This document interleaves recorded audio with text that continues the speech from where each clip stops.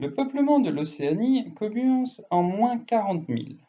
À cette époque, la Terre n'a pas tout à fait le même dessin de continent qu'aujourd'hui. Dans l'Océanie, il existe deux continents, Sunda et Sahul, qui sont séparés par un très mince détroit d'à peine une centaine de kilomètres.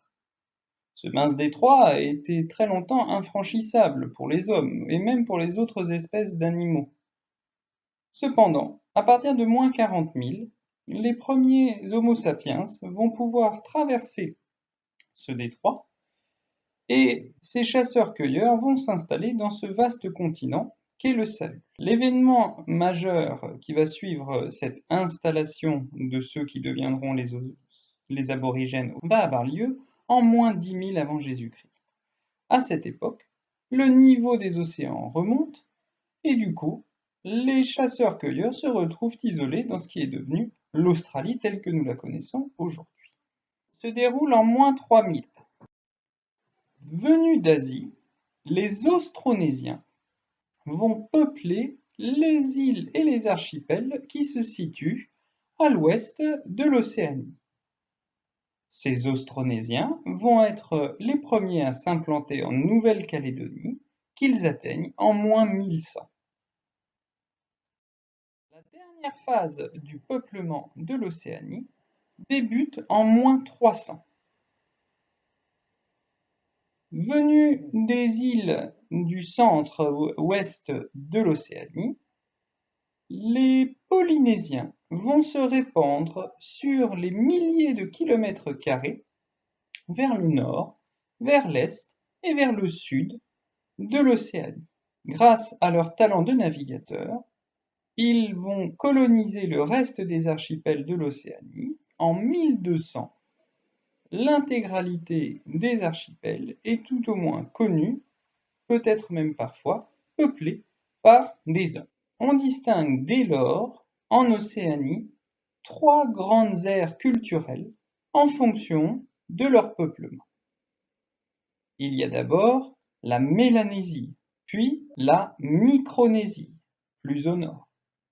Ces deux ensembles ont été colonisés, comme on l'a vu, par les Austronésiens.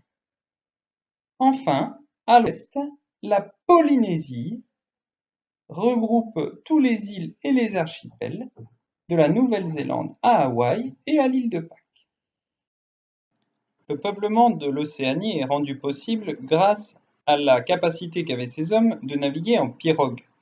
Cette embarcation, composée de deux coques qui assurent sa stabilité, d'un ponton sur lequel est construite une cabane et d'une large voile pour profiter du vent, va permettre de naviguer pendant des semaines et de disposer des ressources nécessaires pour s'installer sur les nouvelles îles.